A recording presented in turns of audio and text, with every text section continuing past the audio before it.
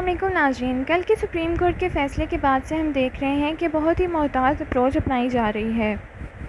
13 رکنی supreme court کے فیصلے کے بعد سے پیپلز پارٹی اور نون لیگ نے بہت ہی خاموشی والی پالیسی اپنا لی ہے۔ نہ تو صدر زرداری کی طرف سے کوئی بھی رد عمل سامنے آیا ہے، نہ مریم نواز اور نواز شریف کی طرف سے کوئی بھی رد عمل آیا ہے۔ نون لیگ کی طرف سے کچھ وزراء کو ضرور اتارا گیا ہے میدان میں، جس میں خواجہ آصف، عظمیٰ بخاری اور حنیف عباسی جو کہ وزیر قانون بھی رہ چکے ہیں، انہوں نے بھی اس بارے میں بات کی ہے۔ آئیے سنتے ہیں ان سب کا کیا کہنا ہے، پھر اس پہ بات کرتے ہیں۔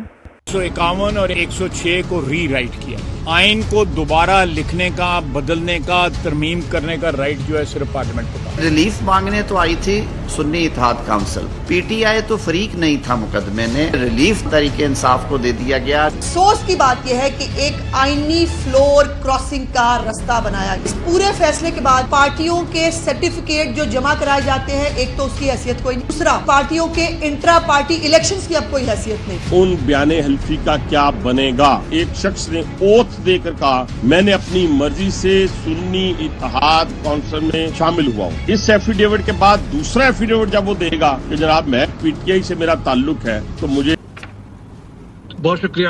دیکھیے، بظاہر تو ہم کو یہ پتا ہے کہ ریویو کا اسکوپ بہت ہی محدود ہوتا ہے، اور بظاہر جب تک کوئی بہت بڑی غلطی ججمنٹ کے اندر اس کو آئیڈینٹیفائی کر کے اس کو پوائنٹ آؤٹ نہ کیا جائے، اس وقت تک ریویو سے کوئی چیز برآمد ہونے کی توقع نہیں ہوتی۔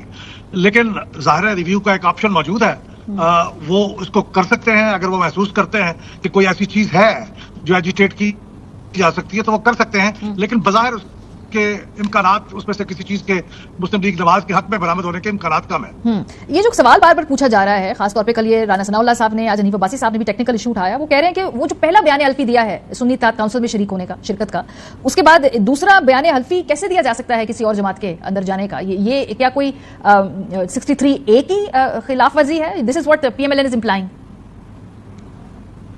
دیکھیے، یہ وہ سارے ٹیکنیکل نکات ہیں جو سپریم کورٹ کے کچھ ججوں نے بھی، جس کے بارے میں ایک رویہ تھا کہ ہم بالکل لٹرل انٹرپریٹیشن کریں گے لا اور آئین کی، اور اس کے مطابق فیصلہ کریں گے۔ لیکن کچھ دوسرے ججوں کا خیال تھا کہ یہ ایک بڑے غیر معمولی حالات میں یہ جو کچھ چیزیں ہوئی ہیں، اس میں ایک براڈ انٹرپریٹیشن کی ضرورت ہے آئین اور قانون کی اسپرٹ کو مد نظر رکھ کے۔ تو انہوں نے ان فائن پوائنٹس، ٹیکنیکل پوائنٹس سے آگے بڑھ کے بات کی ہے۔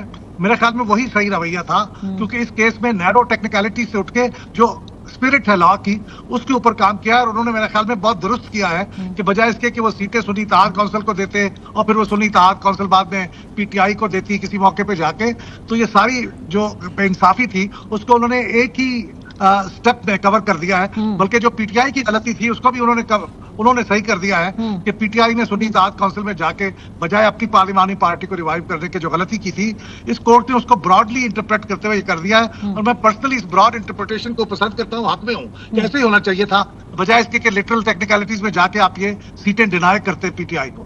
سر، لیکن پھر دیر از اے فائن لائن نا، اور یہ آپ مجھ سے بہتر سمجھتے ہیں کہ پھر ایک جو ایک تھن لائن ہے کہ کانسٹیٹیوشن کی براڈر انٹرپریٹیشن کرنا اور کانسٹیٹیوشن کو ری رائٹ کر دینا، یہ بڑی بلر ہے اس میں۔ تو اس میں آپ کو لگتا ہے جو بار بار کانسٹیٹیوشن کو ری رائٹ کرنے کی بات کر رہے ہیں کہ بھائی یہ آئین کی حیت تبدیل کر دی ہے، اس الزام میں کوئی جان ہے؟ میں نہیں سمجھتا کہ اس الزام میں کوئی جان ہے۔ دیکھیے، جو آرٹیکل 63A کا معاملہ تھا، اس میں ایک بہت، میں سمجھتا ہوں، ایکسپلسٹ چیز تھی جس کو ری رائٹنگ آف کانسٹیٹیوشن کہا جا سکتا تھا، کہ وہ 63A میں یہ بات کہیں نہیں لکھی ہوئی کہ وہ جو ڈیفیکٹ کر رہا ہو وہ اپنے ووٹ کو، اس کا ووٹ بھی کاؤنٹ نہیں ہوگا، لیکن فیصلے میں یہ لکھ دیا گیا کہ اس کا ووٹ کاؤنٹ نہیں ہوگا۔ تو وہ تو بہت ایکسپلسٹ قسم کی ڈپارچر تھی from the text of the constitution, لیکن یہاں ایسا کوئی ڈپارچر ہمیں نظر نہیں آ رہا۔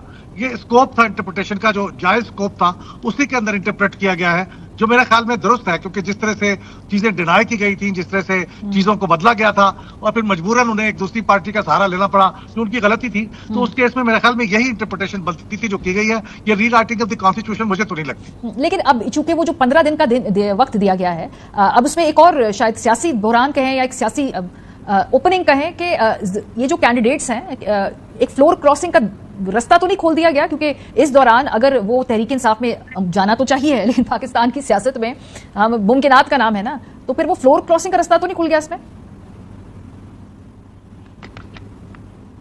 جی احمد صاحب، فلور کراسنگ کا تو خدشہ نہیں ہے، وہ رستہ تو نہیں کھل گیا؟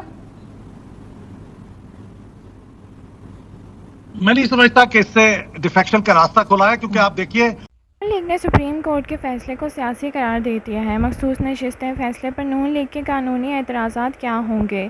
کیا الیکشن کمیشن سپریم کورٹ کے فیصلے پر عمل درآمد کے لیے تیار ہے یا نہیں؟